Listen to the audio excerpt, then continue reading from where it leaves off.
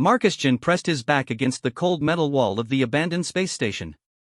His breathing was steady despite the plasma burns across his chest armor.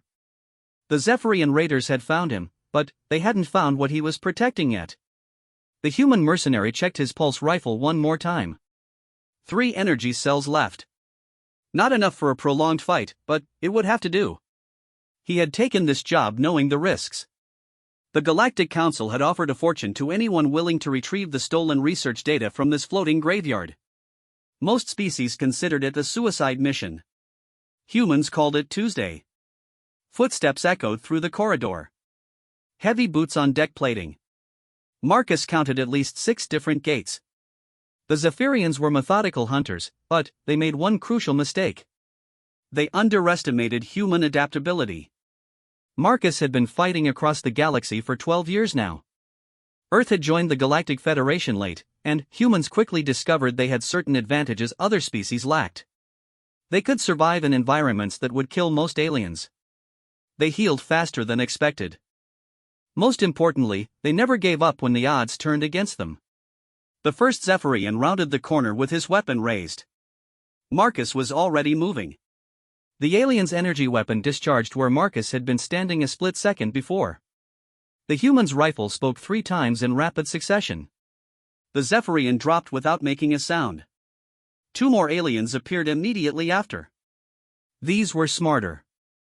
They used cover and coordinated their approach. Marcus smiled grimly. They were learning, but not fast enough. He triggered the emergency bulkhead controls as he rolled behind a support beam. The heavy doors slammed shut, cutting off the alien's advance route. That would buy him maybe 10 minutes before they found another way around. Marcus moved deeper into the station's central core. The research lab was somewhere in this section. According to his intel, the stolen data contained information about a new faster-than-light drive system. The kind of technology that could shift the balance of power in the galaxy. The corridor ahead was darker than the rest of the station.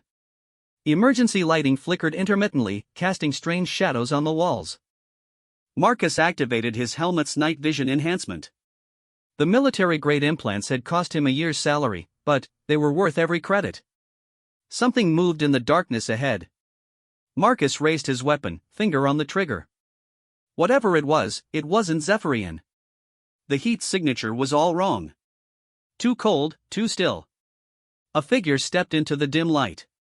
Marcus nearly fired before his brain processed what he was seeing. A woman, or something very close to one. Pale skin that seemed to glow faintly in the darkness. Long dark hair that moved despite the lack of air circulation.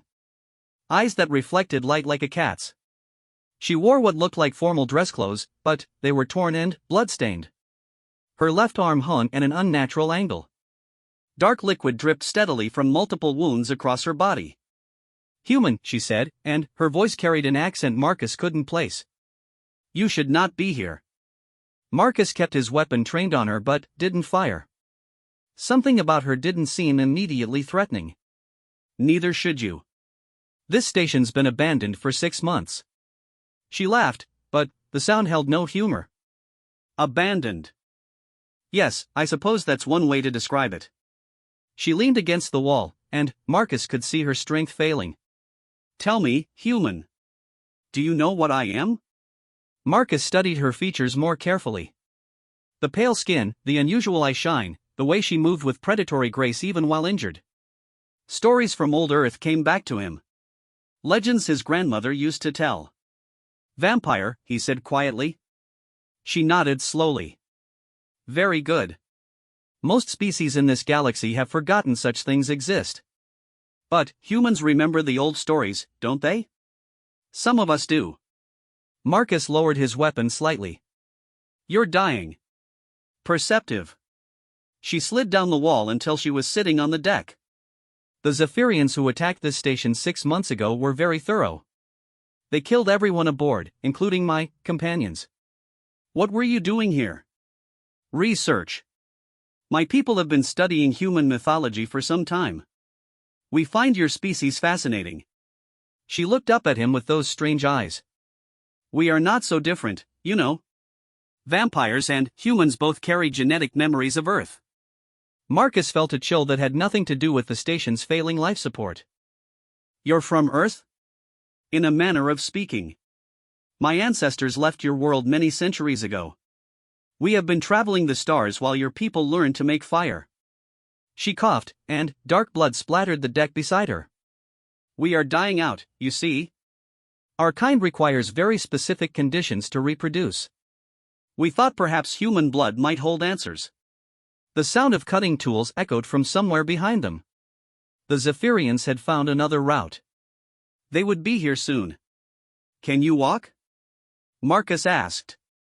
"Does it matter?" "There is nowhere to run." She closed her eyes. "I am the last of my line. Princess Lyrelii of House Nixthara. When I die, a bloodline stretching back 3,000 years dies with me." Marcus made a decision that would change everything. He knelt beside her and pulled out his medical kit. "Not if I can help it." She opened her eyes in surprise. "What are you doing?" "Buying time." He broke open an emergency blood pack from his kit. "Military grade, designed for human field transfusions. You said vampire blood comes from Earth originally. Maybe human blood can help." "It doesn't work that way. We cannot simply try it." Marcus inserted the 4-line with practiced efficiency. "Unless you have a better idea." Princess Lyrelii stared at him in amazement. "You would give your blood to save a stranger? A vampire? Where I come from, we don't leave people behind." Marcus activated the transfusion unit. "Besides, you might be able to help me get out of here." She watched the blood flowing through the transparent tube. "Human blood is different from what we are used to. Richer. More complex." "How so?" "Your species carries genetic markers from dozens of different evolutionary paths. Most galactic races evolved on single worlds with stable conditions. Humans survived ice ages, plagues, global catastrophes. Your blood remembers all of it." The cutting sounds were getting closer. Marcus checked his weapon again. 2 energy cells remaining. "Is it helping?" he asked. Lyrelii flexed her damaged arm experimentally. The broken bone was already beginning to set itself. "More than helping. I haven't felt strength like this in decades." She looked at him with growing wonder. "What did you say your name was?" "Marcus Chen." "Marcus Chen." She tested the name on her tongue. "In my language, that would be Defender of Honor." "How fitting." The bulkhead door exploded inward in a shower of sparks and metal fragments. 6 Zephyrian soldiers poured through the opening, weapons raised and ready. Marcus spun to face them, rifle coming up to firing position. He managed to drop the first 2 before the others found cover. Energy bolts sizzled past his head as he rolled behind a bank of computer terminals. "Stay down," he called to Lyrelii. Instead, she rose smoothly to her feet. The blood transfusion had done more than heal her injuries. She moved with fluid grace, like a dancer or a trained killer. Her eyes now glowed with inner fire. The nearest Zephyrian turned his weapon toward her. She was across the 10-meter gap before he could pull the trigger. Her hand struck his throat with surgical precision, and he collapsed without a sound. Marcus stared in amazement as she dismantled the remaining raiders with elegant efficiency. She moved faster than his enhanced vision could fully track, striking with lethal precision. Within 30 seconds, all 6 aliens lay motionless on the deck. "Holy hell," Marcus breathed. Lyrelii turned to face him, and her appearance had changed. Her skin held a healthy glow instead of deathly pallor. Her wounds were completely healed. Most dramatically, her eyes now held flecks of golden light that seemed to pulse with her heartbeat. "Your blood," she said softly. "It's not just healing me. It's changing me." "Changing you how?" She flexed her fingers, watching her hands with fascination. "I can feel your genetic memories mixing with mine. Thousands of years of human survival instincts, flowing through my veins." She looked up at him. "I understand now why your species succeeds where others fail. You adapt. You overcome. You never surrender." More footsteps echoed from the corridor. The Zephyrians had brought reinforcements. "We need to move," Marcus said. I still need to find that research data. The quantum drive specifications? Lyralii smiled, revealing fangs that seemed sharper than before. I know where they are. My people were studying them before the attack. You'll help me? Marcus Chen, you have given me life when I was prepared for death. More than life, you have given me new purpose. Her eyes held his with hypnotic intensity. Among my people, such a debt can never be repaid. I am bound to you now, whether you will it or not. Bound how? Blood calls to blood. What flows in my veins came from yours. We are connected now in ways your science cannot measure. She moved closer to him. I will follow you to the ends of the galaxy if necessary. Marcus felt a strange tingling sensation in his chest. Looking down, he could see his own blood vessels glowing faintly beneath his skin, as if responding to her proximity. What's happening to me? The connection works both ways, my defender. Your blood remembers mine now. You will be stronger, faster, harder to kill. But, more than that, you will never be truly alone again. Her voice carried an odd mixture of gratitude and hunger. I will always know where you are. I will always be able to find you. The sound of approaching soldiers grew louder. At least 20 aliens, possibly more. The data? Marcus asked. This way. Lyralii moved toward a concealed panel in the far wall. But, Marcus, after we escape, after you complete your mission, you should know that I will not simply disappear into the night. What do you mean? She activated the hidden door with a touch of her hand. Beyond lay a laboratory filled with advanced equipment and glowing data cores. I mean that you have saved the last princess of an ancient bloodline. In my culture, that makes you either my greatest ally. She paused, her golden-flecked eyes meeting his. Or my chosen mate. Marcus stared at her as the implications sank in. And, if I'm not interested in either option? Lyralii's smile revealed those sharp fangs again. Oh, my brave human defender. You misunderstand. Her voice carried a musical quality that seemed to resonate in his bones. It is not your choice to make. The blood bond has already been forged. Your essence flows in my veins, and mine awakens in yours. She gestured toward the data cores. Take what you came for. But, understand that when you leave this place, you take me with you. Forever. Marcus felt the truth of her words in his enhanced blood. Something had changed in him, something fundamental and irreversible. He could sense her presence like a warm glow in the back of his mind. When he moved toward the data cores, she moved with him, staying exactly 3 steps behind and 2 steps to his left. As if she belonged there. The Galactic Council won't like this, he said as he began downloading the quantum drive specifications. The Galactic Council has much larger problems coming, Lyralii replied. My people have been monitoring deep space communications for centuries. There are threats approaching this galaxy that make the Zephyrians look like children playing with toys. What kind of threats? The kind that will require both human adaptability and vampire cunning to survive. She moved closer until he could feel her breath on his neck. You saved my life, Marcus Chen. Now let me save your entire species. The download completed just as the Zephyrian reinforcements breached the outer laboratory. Marcus grabbed the data core and activated his personal shield generator. Exit strategy, he asked. Lyralii pointed toward what looked like a solid wall. Emergency escape pods. The station's original crew installed them in case of catastrophic failure. They fought their way through waves of Zephyrian soldiers. Marcus was amazed to discover that his reflexes had indeed improved dramatically. He moved with supernatural speed and precision, as if his body knew what to do before his mind caught up. Beside him, Lyralii was a force of nature. She flowed between enemies like liquid death, striking with surgical precision. Her strength seemed to grow with each passing minute, fed by the human blood in her system. They reached the escape pods as station security systems began failing throughout the facility. Lyralii sealed the pod door behind them while Marcus initiated launch sequence. Where to? He asked as they cleared the station's debris field. Your ship first. Then, Earth.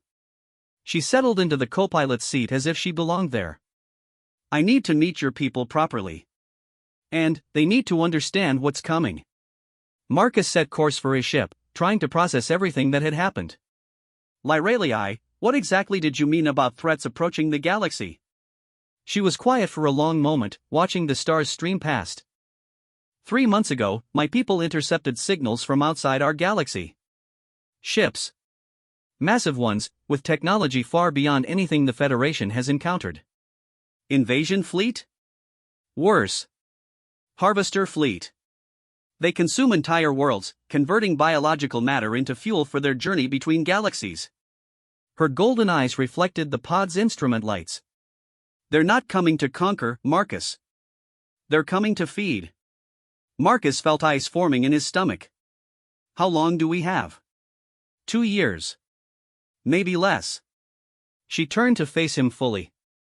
But there is hope. Human adaptability combined with vampire knowledge might be enough to develop countermeasures. That's why the blood bond is so important. I still don't understand what you mean by blood bond. Lyralii reached over and placed her hand on his arm.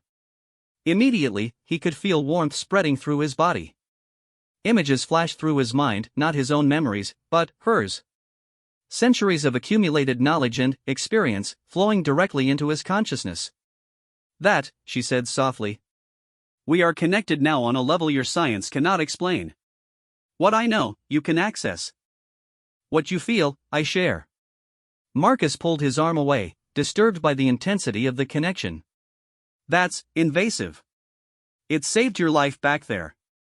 Your reflexes, your speed that came from my memories of combat. Her expression grew serious. And it will save many more lives in the future. The harvesters have never encountered a species like humans. Your unpredictability combined with vampire longevity and accumulated knowledge could be the edge we need. They docked with Marcus's ship, a heavily modified human freighter called the Iron Wolf.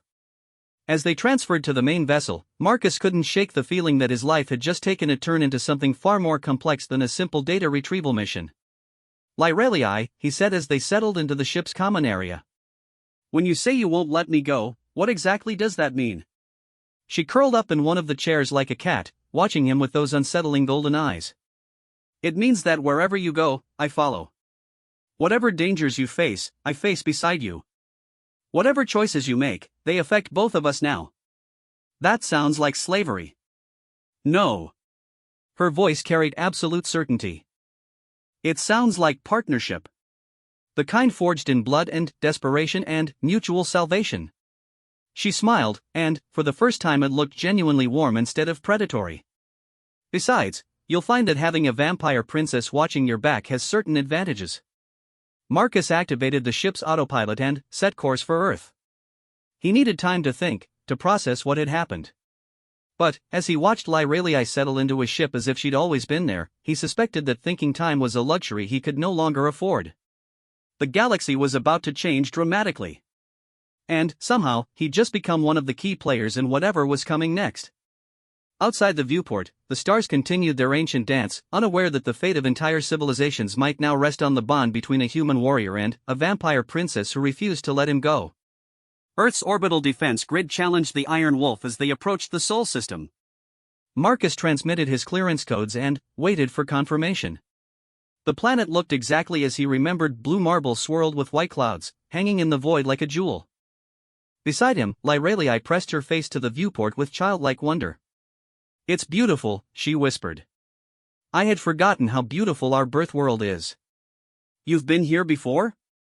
Not for 3 centuries. My people left Earth during what your historians call the Dark Ages. We thought we were saving ourselves from human expansion. She laughed bitterly. Instead, we condemned ourselves to slow extinction among the stars. The defense grid cleared them for approach to Luna Station. As they descended toward the massive orbital facility, Marcus watched Lyralii's reactions carefully. She seemed fascinated by everything, the ship designs, the communication protocols, the casual efficiency with which humans manage their space traffic. Your species has grown, she observed. When we left, you were barely managing agriculture. Now you coordinate fleets across multiple star systems. We're fast learners. Indeed. That is why the blood bond chose you. Her eyes met his, and he felt that strange tingling sensation again. Among my people, blood bonds are sacred. They cannot be forced or artificially created. They emerge only when two beings are perfectly compatible on a genetic and spiritual level.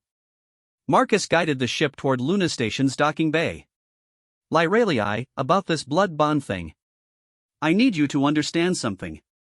Humans value individual choice. I didn't consent to a magical connection. Magic? She looked genuinely puzzled. There is no magic involved. The blood bond is simple biology, enhanced by evolutionary compatibility. She gestured toward his hands on the controls. Tell me, Marcus, how did you learn to pilot with such precision? The docking maneuver you just performed requires years of training. Marcus frowned. She was right. He'd guided the ship through Luna Station's traffic control with an expertise he didn't remember acquiring. I don't know. My memories, flowing through our connection. I have piloted ships for centuries. That knowledge is now available to you. She leaned closer. Just as your adaptability and determination now strengthen me. We are greater together than we were apart. They docked successfully and passed through station security. Marcus noted that Lyralii's unusual appearance drew stares from other travelers, but no one seemed alarmed. The galaxy was full of strange species, and humans had grown accustomed to diversity. The journey to Earth took 6 hours via high-speed shuttle. During the flight, Marcus tried to establish boundaries with his unwelcome companion. When we land, I need you to understand the situation. I'm not taking you home as my girlfriend or mate or whatever you think this is. You're a refugee who helped me complete a mission. That's all. Lyralii nodded agreeably. Of course. I understand human social customs. Good. So you'll find your own accommodations, maybe contact whatever vampire communities exist on Earth. There are no vampire communities on Earth anymore. We all left, remember? She smiled that unsettling smile. Besides, the blood bond doesn't work that way. Physical distance is irrelevant. I could travel to the other side of the galaxy, and we would still be connected. Marcus felt a headache building. Then, what exactly do you want from me? Partnership. Alliance. Mutual survival against the coming storm. Her expression grew serious. Marcus, your Galactic Council needs to know about the Harvesters. Earth needs to prepare for war unlike anything your species has faced. Fine. We'll deliver the warning together. Then, you go your way, I go mine. If you wish. Her agreement seemed too easy. Though you should know that separation will become increasingly uncomfortable for both of us as the bond strengthens. What do you mean, uncomfortable? Physical pain. Emotional distress. Difficulty concentrating. She examined her fingernails with casual interest. The bond evolved to ensure mated pairs stayed together for optimal survival. Fighting it is like fighting the need to breathe. Marcus stared at her. You're saying I'm stuck with you whether I like it or not. I'm saying we're stuck with each other. The bond affects me just as strongly. For the first time, her composed mask slipped slightly.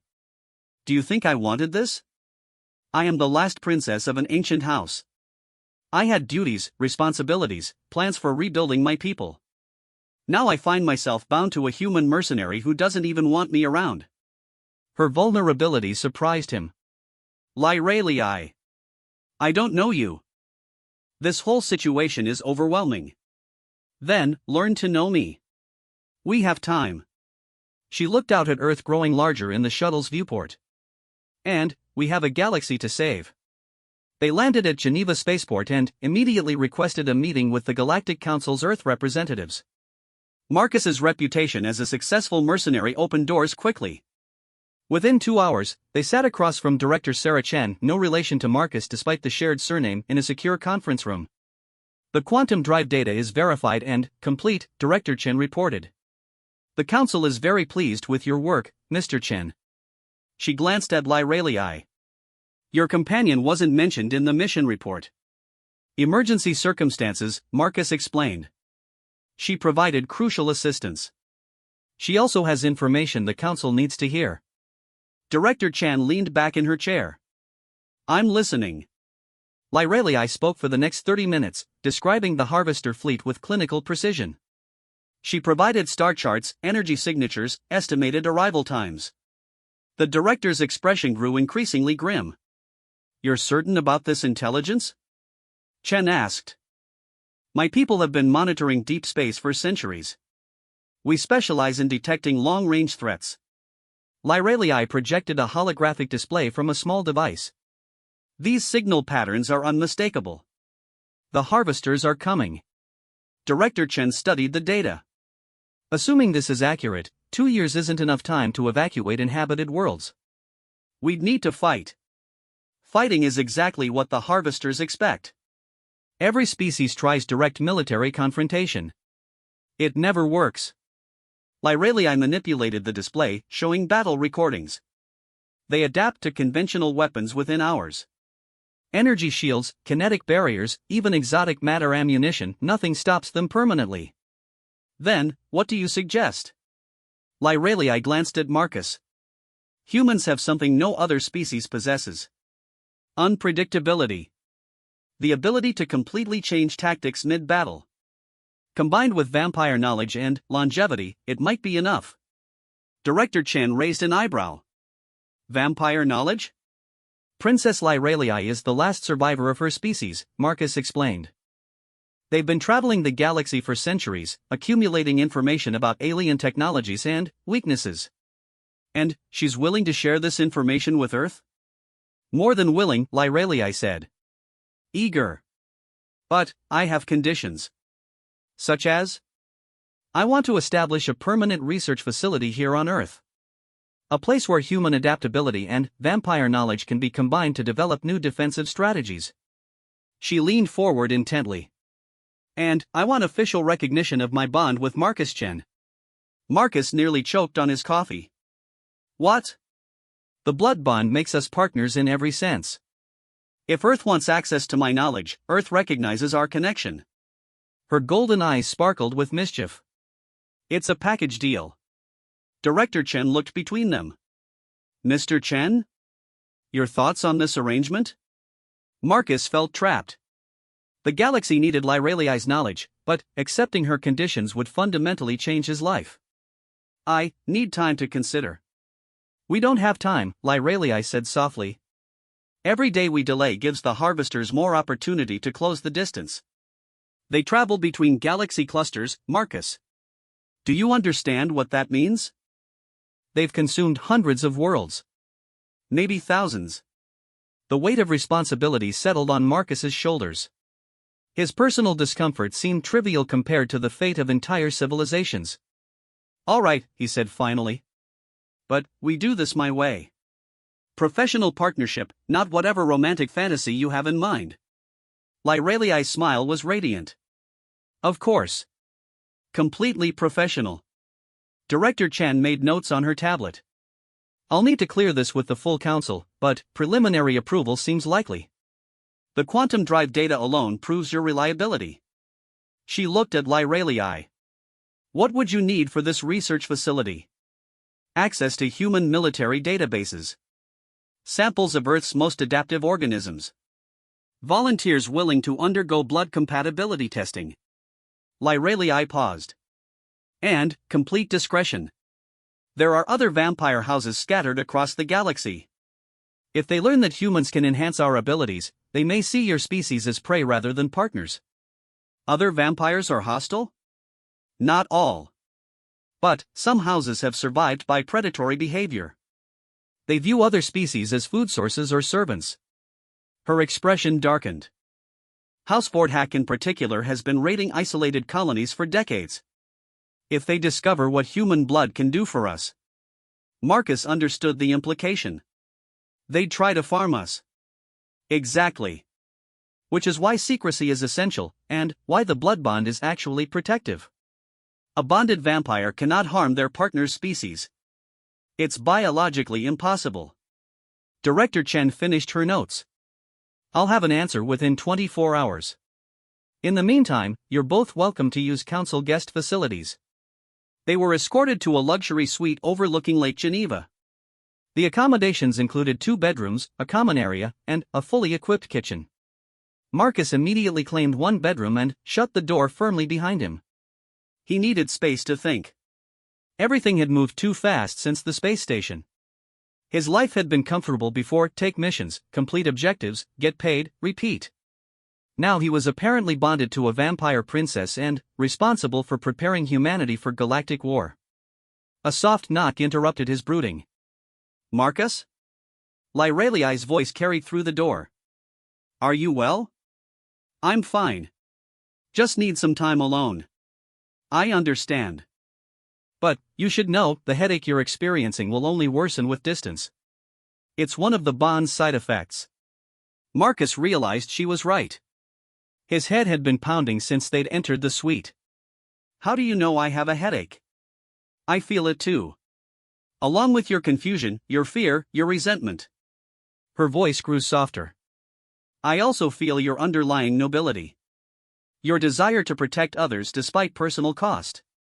It's why the bond chose you."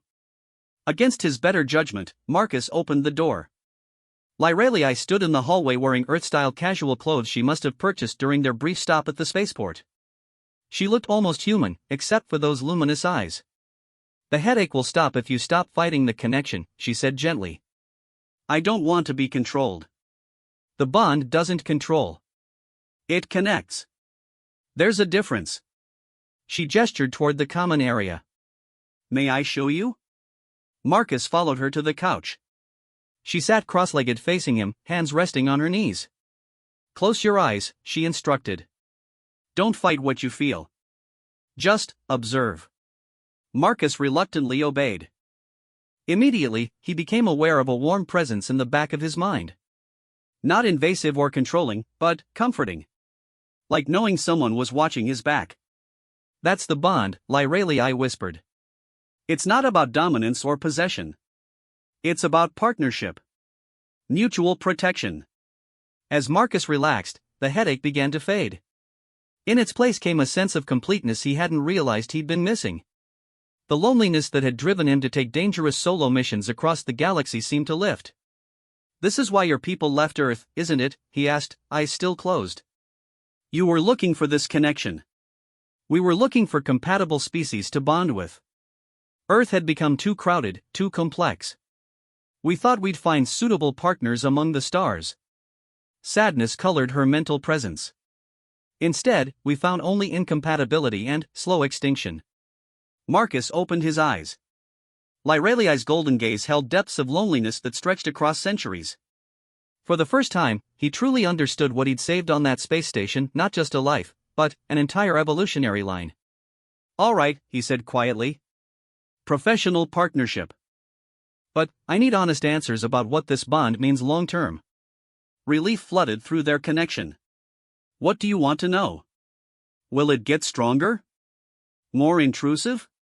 "Stronger, yes. But not intrusive. Think of it like learning to dance with a partner. Initially awkward, eventually natural." She tilted her head thoughtfully. "The strongest bonds allow partners to share memories, skills, even physical sensations.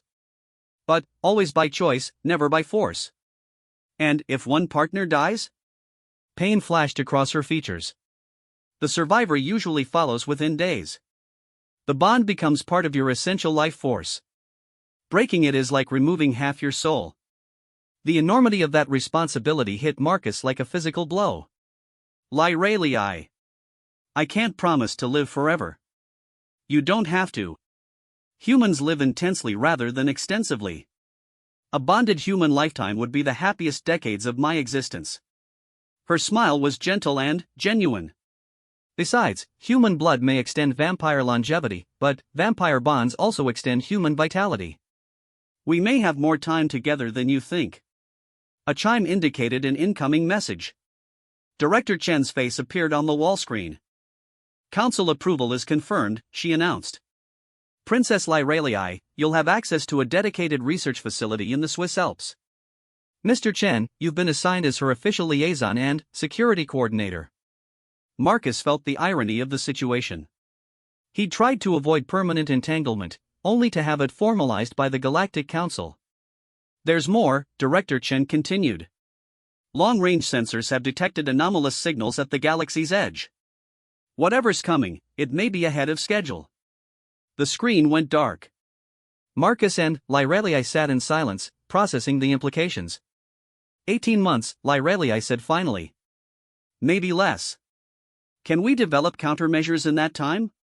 With human creativity and vampire knowledge? She stood and moved to the window, looking out at Lake Geneva. Possibly.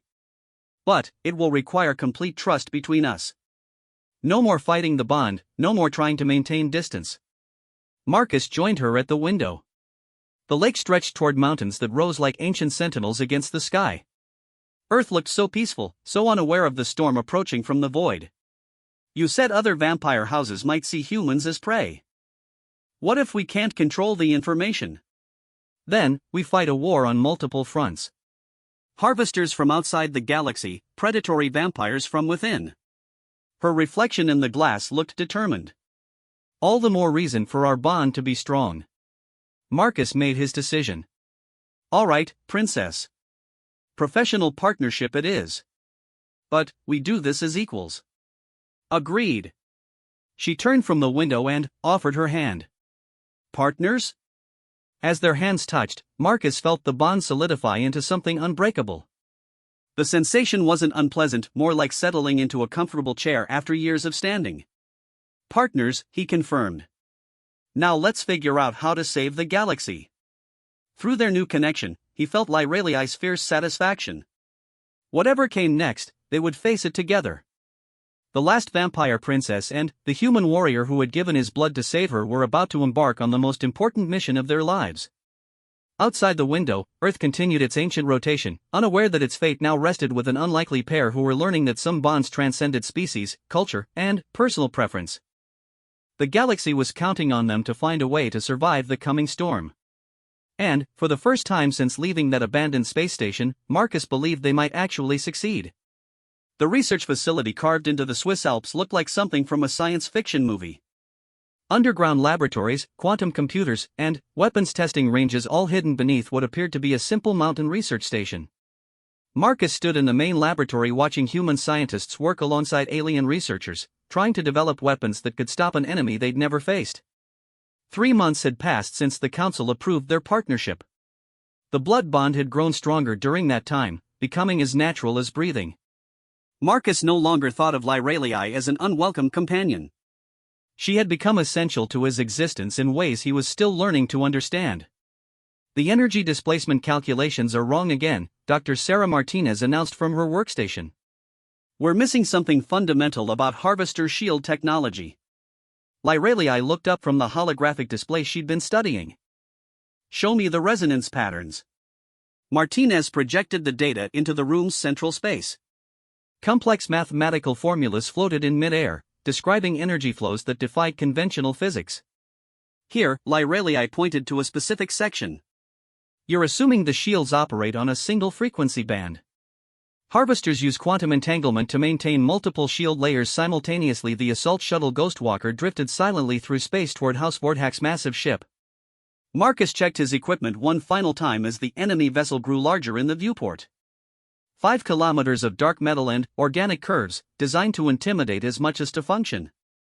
Beside him, Lyrelii monitored the ship's energy signatures through her portable scanner. Life support is concentrated in the forward sections. Command center will be near the top of the superstructure. Guard positions, asked Sergeant Santos from the pilot's seat. Traditional vampire ships rely on sensor grids rather than physical patrols. They assume their superior speed and strength make boarding actions impossible. Lyrelii's smile was predatory. They've never faced bonded humans. The assault team consisted of 4 bonded pairs plus Marcus and Lyrelii.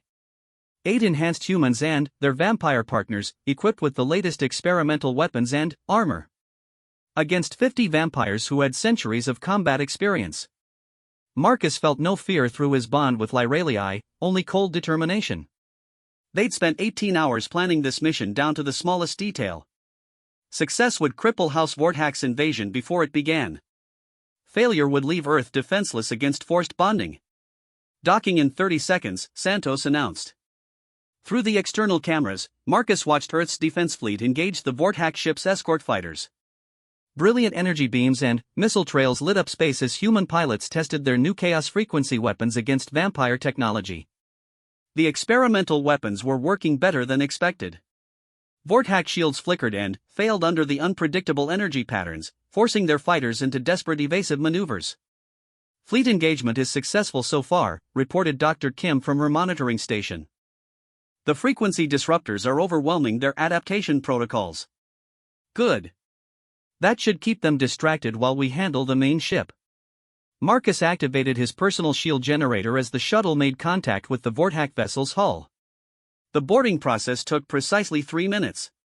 Lyraliai's knowledge of vampire ship construction allowed them to identify the perfect entry point, a maintenance airlock that wouldn't trigger automatic alarms.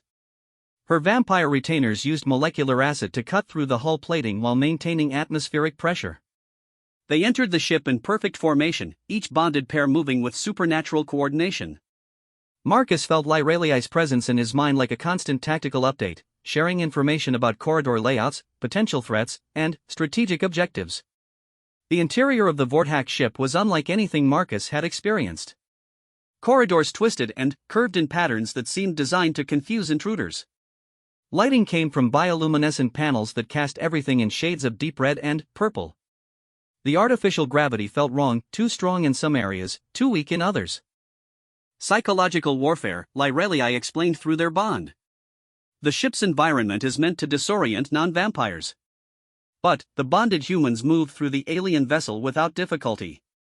Their vampire partner's spatial awareness allowed them to navigate the confusing layout while their human adaptability let them adjust to the variable gravity and lighting.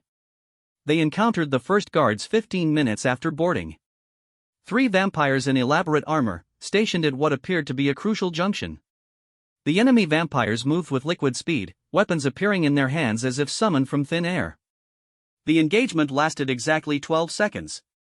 Marcus and Lyraliai attacked the center guard as a perfectly coordinated unit. Marcus's enhanced reflexes allowed him to match the vampire's speed, while Lyraliai's knowledge of vampire combat techniques let her anticipate every move. Their target went down under a combination of high-frequency energy blasts and vampire martial arts that no single opponent could have survived. Sergeant Santos and her partner Kiran dismantled the left guard with similar efficiency. Dr. Kim, paired with a vampire strategist named Zara, used advanced technology to overwhelm the third opponent before he could raise an alarm. No casualties on our side, Santos reported. These armor-piercing rounds work perfectly against vampire defensive gear. They moved deeper into the ship, following Lyraliai's mental map toward the command center. Along the way, they encountered automated defenses that seemed designed specifically to stop vampire intruders, laser grids, pressure plates, motion sensors calibrated for vampire movement patterns. They're paranoid about boarding actions from other vampire houses, Lyraliai observed. But not paranoid enough about bonded humans. Marcus found it ironic that House Vortex's own security systems were easier for humans to bypass than vampires. The bonded pairs moved through the defensive grid like ghosts, too different from expected intruders to trigger most alarms. They reached the command center's outer defenses 20 minutes ahead of schedule.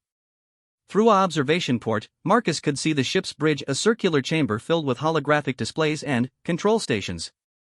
At least 20 vampires worked at various positions while a figure in ornate robes directed operations from a central platform.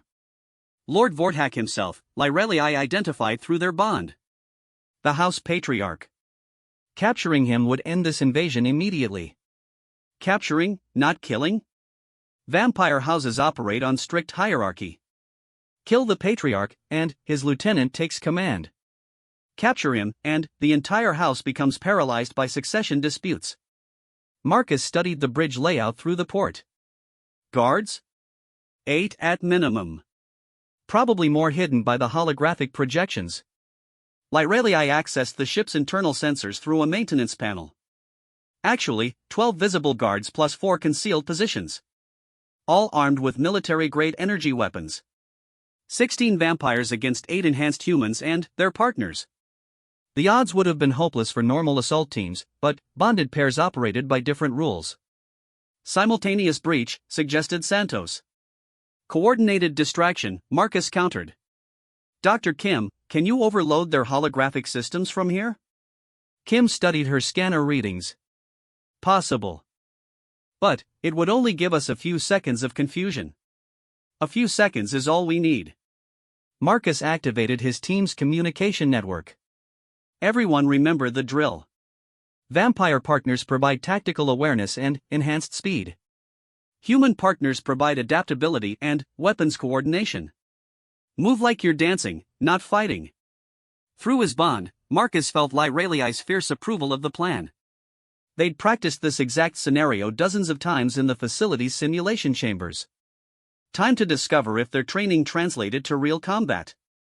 Kim triggered the electronic warfare package they'd brought aboard. Every holographic display in the command center flickered and died simultaneously, plunging the bridge into near darkness broken only by emergency lighting. The bonded pairs struck immediately. Marcus and Lyraliai entered through the main entrance, moving with perfect synchronization. She provided targeting information through their bond while he laid down suppressing fire with his experimental pulse rifle. The combination of vampire reflexes and human tactical thinking allowed them to engage multiple targets simultaneously. Santos and Kiran breached through a side entrance, using vampire stealth abilities to reach concealed guard positions before their targets could react. Dr. Kim and Zara came through the ceiling access panel, dropping directly onto the command platform where Lord Vorthak stood. The battle was chaos: 16 vampires with centuries of combat experience against 8 humans who moved like supernatural predators. Energy beams crisscrossed the darkened bridge as both sides fought with lethal intensity. Marcus found himself face to face with a vampire guard who moved faster than anything he'd ever encountered. Only his bond with Lyraliai saved him. Her knowledge of vampire combat patterns flowed through their connection, allowing him to anticipate strikes that should have been impossible to see coming. He rolled under a killing blow that would have decapitated him, came up firing, and put 3 energy bolts center mass into his opponent. The vampire stumbled but didn't fall. Their natural durability was incredible. Lyraliai appeared beside the wounded guard like a shadow, her own weapons striking with surgical precision. The guard dropped, unconscious but alive. Across the bridge, similar scenes played out as the bonded pairs overwhelmed their opponents through perfect coordination. The House Vorthak vampires were individually superior to any human, but they couldn't match the tactical flexibility of bonded teams. Lord Vorthak is down, Dr. Kim reported from the command platform. Unconscious but stable. The remaining guards surrendered immediately.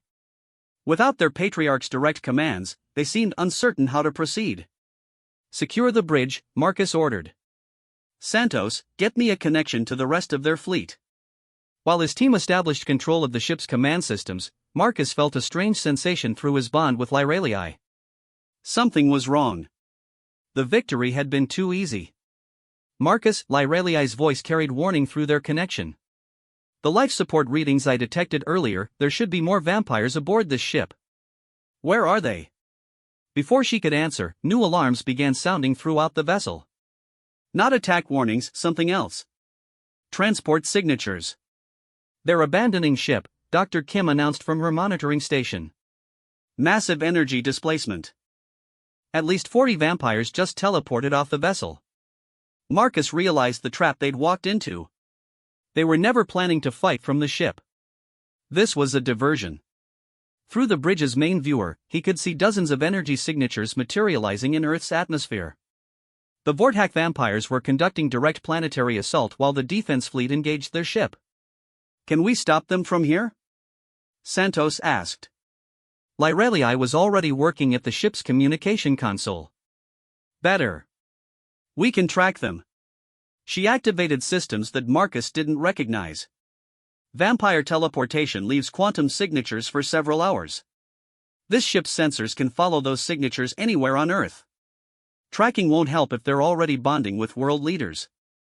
Then, we stop them before they can complete the process. Lyraliai's golden eyes blazed with determination.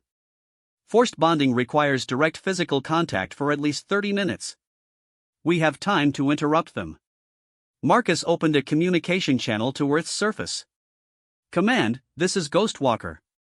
We've secured the primary target but confirmed planetary assault is in progress. Request immediate transport to surface intercept positions. Director Chen's voice crackled through the speakers. Transport standing by. What's your target assessment? 40+ hostile vampires conducting forced bonding operations against government and military leadership. We can track them, but we'll need every available enhanced team for interdiction. Understood. All bonded pairs are being deployed to your coordinates. As transport beams locked onto their positions, Marcus felt grim satisfaction through his bond with Lyralii. They'd won the first battle by proving that bonded humans could outfight traditional vampires. Now came the real test: could they save Earth's leadership before House Wardhack created an army of unwilling servants? The war for human freedom was just beginning, but Marcus had absolute confidence in their chances. He'd learned something important during the ship assault: when humans and vampires fought as true partners, they became something greater than either species alone. House Wardhack was about to discover that Earth's defenders were far more dangerous than they'd anticipated. The galaxy's most predatory vampire house had made the fatal mistake of underestimating human adaptability and vampire loyalty working in perfect harmony. The next few hours would determine whether humanity remained free or became the first species to successfully resist vampire enslavement. Marcus intended to ensure it was the latter, no matter what it cost. Through his unbreakable bond with Lyralii, he felt her absolute commitment to their cause. Together, they were about to teach the galaxy that some partnerships transcended individual species limitations. The human warrior and his vampire princess were ready to face whatever came next, united in purpose and stronger than their enemies could imagine. The transport beam delivered Marcus and Lyralii directly into the heart of Geneva, where chaos ruled the normally peaceful streets. Reports flooded in from across Earth. Vampires had materialized simultaneously in 12 major cities, targeting government buildings, military installations, and communication centers.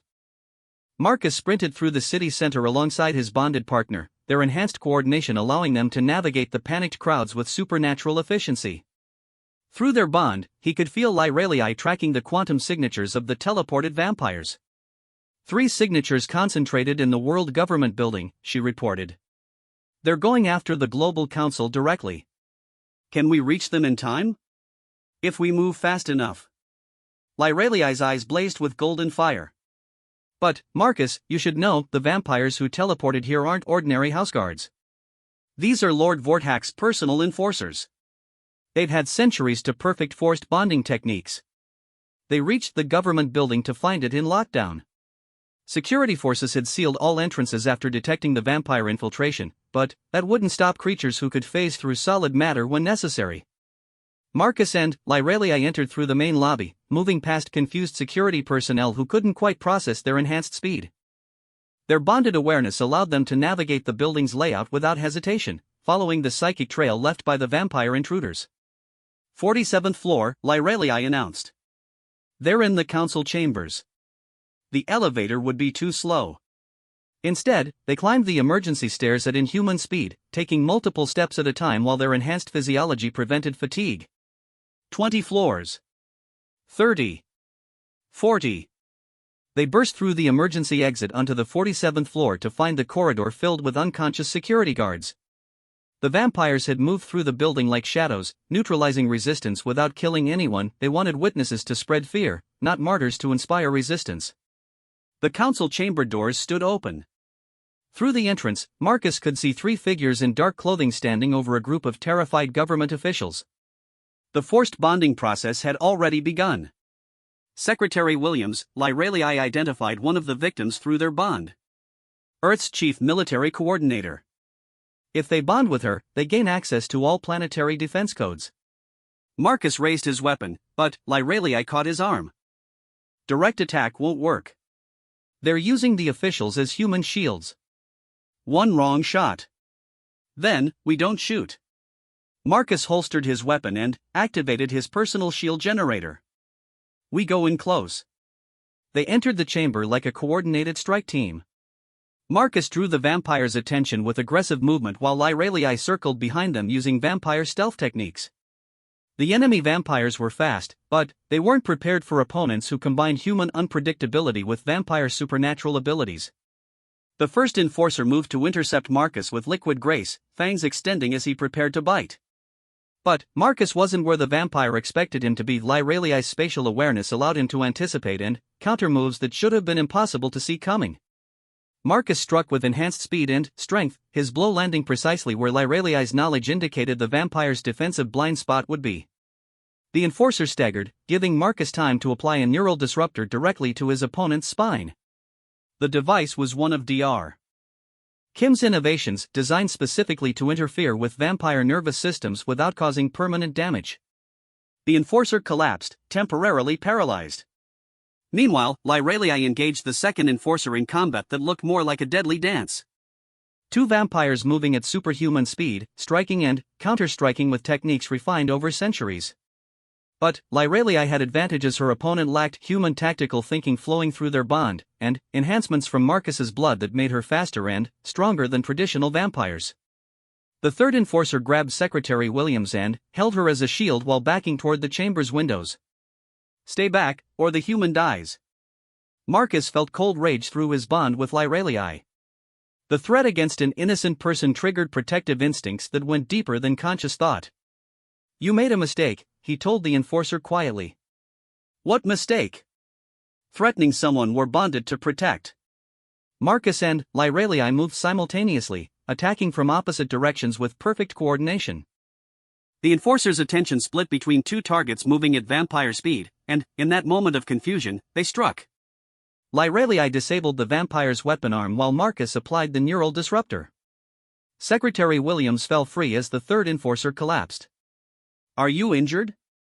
Marcus asked the secretary. Williams looked shaken but determined. "They were trying to do something to my mind. I could feel them pushing against my thoughts." She gestured toward the other officials. The others weren't so lucky. Marcus examined the remaining council members. 3 showed signs of partial bonding: dilated pupils, synchronized breathing, and the telltale golden flecks in their eyes that indicated vampire blood influence. "Can it be reversed?" he asked Lyralii. "Partially begun forced bonds?" "Yes, but only within the first hour." She knelt beside the affected officials, placing her hands on their foreheads. "This will hurt them, but leaving the bonds intact would be worse." Marcus watched in fascination as Lyralii used her own bonding abilities to sever the artificial connections the enforcers had tried to create. The officials convulsed briefly, then collapsed into normal sleep. "They'll recover completely," she assured him. "Forced bonds don't integrate properly with human neural chemistry anyway. That's why they require constant reinforcement." Secretary Williams activated her emergency communicator. "This is Williams. Council chamber is secure. What's the status of other infiltration sites?" Reports flooded in from around the globe. The bonded human teams had successfully intercepted vampire enforcers in 9 of the 12 targeted cities. 3 locations remained contested: Moscow, Beijing, and New York. "We need to move," Marcus decided. "How long until we can teleport to the next location?" "Vampire teleportation requires energy regeneration between jumps. 20 minutes minimum." Lyralii checked her internal reserves. "But there's another option. The Vortak ship we captured has transport capability." They commandeered a government aircraft and flew back to the orbital platform where the captured Vortak vessel waited under heavy guard. The ship's bridge crew, now consisting entirely of human technicians, had spent the intervening hours learning to operate vampire technology. "Transport systems are online," Dr. Kim reported. "We can beam strike teams directly to the contested locations." Moscow first, Marcus decided. If they control Russia's nuclear arsenal. The transport beam deposited them in Red Square, where local military forces had cordoned off the Kremlin. Through their bond, Marcus and Lyralii immediately detected vampire signatures inside the government complex. For enforcers, Lyralii reported. "They're in the situation room with the Russian leadership." This time, they had backup. Sergeant Santos and her vampire partner Kieran materialized beside them, along with 2 other bonded pairs who had completed successful interdictions in other cities. The assault on the Kremlin was swift and decisive. 6 bonded pairs against 4 vampire enforcers, with the tactical advantage of knowing the building's layout through Lyralii's access to vampire intelligence networks. The enforcers had barricaded themselves in the situation room, using high-ranking officials as hostages while they attempted to complete forced bondings with Russia's military command structure.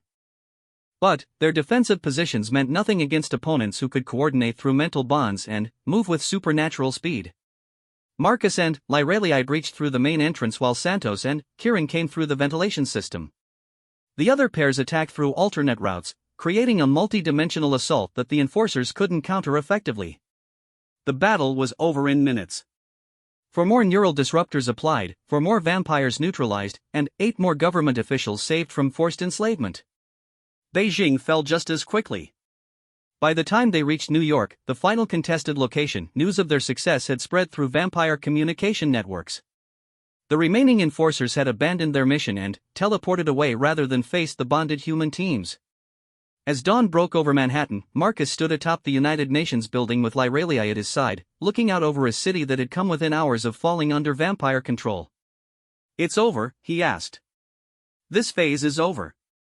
But House Vorthak won't give up easily." Lyralii leaned against him, and he could feel her exhaustion through their bond. "We've proven that humans can resist forced bonding when properly prepared. That makes your species extremely valuable to other vampire houses." "Valuable how?" "As allies rather than prey. What we've accomplished here, bonded pairs outfighting traditional vampires, will revolutionize galactic politics." Her golden eyes held satisfaction and anticipation in equal measure. "House Vorthak has been the galaxy's dominant predator for centuries.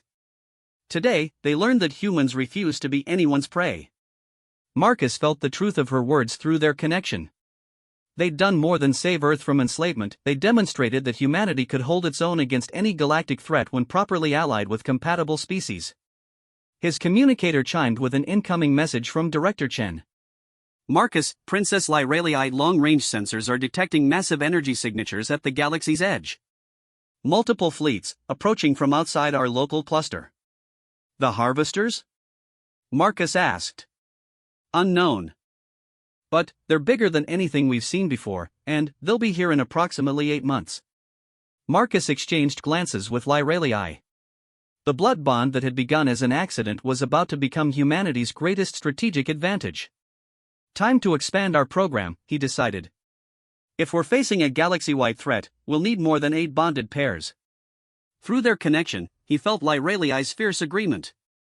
"My people have been scattered across the stars for centuries, growing weak in isolation. But bonded with humans." She smiled, revealing those predatory fangs. "We become something the galaxy has never seen before." Over the following weeks, word spread through vampire communities across the galaxy. The last princess of House Nixthera had not only survived but discovered a way to revitalize her entire species through partnership with humans. Volunteers began arriving on Earth, not just vampires, but members of other compatible species who had heard about the bonding program's success. The research facility in the Alps expanded dramatically, becoming a center for interspecies cooperation unlike anything in galactic history. Marcus found himself at the center of a revolution he'd never intended to start. His simple act of giving blood to a dying vampire had sparked a transformation that reached across star systems. "Do you ever regret it?" Lyralii asked him one evening as they watched newly bonded pairs train in the facility's combat simulators. "Regret what?" "Saving me. Your life was simpler before." Marcus considered the question seriously. His old existence as a solo mercenary seemed incredibly lonely compared to the constant warmth of their bond. More than that, he'd found a purpose beyond simple survival, protecting not just humanity, but all species who valued freedom over domination. "Never," he said finally. "Besides, someone needs to keep you from conquering the galaxy yourself." Lyralii laughed, the sound carrying genuine joy through their connection. "Conquer it?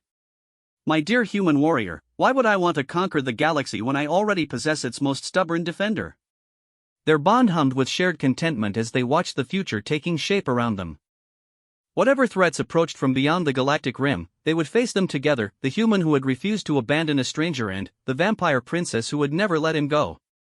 The galaxy was about to learn that some partnerships transcended individual species limitations. When humans and vampires fought as one, they became something greater than the sum of their parts, defenders of freedom who would never surrender, no matter what odds they faced. Marcus Chen had given his blood to save a dying princess. In return, she had given him a purpose worth fighting for and a partner who would stand beside him until the stars themselves burned out. Their story was just beginning.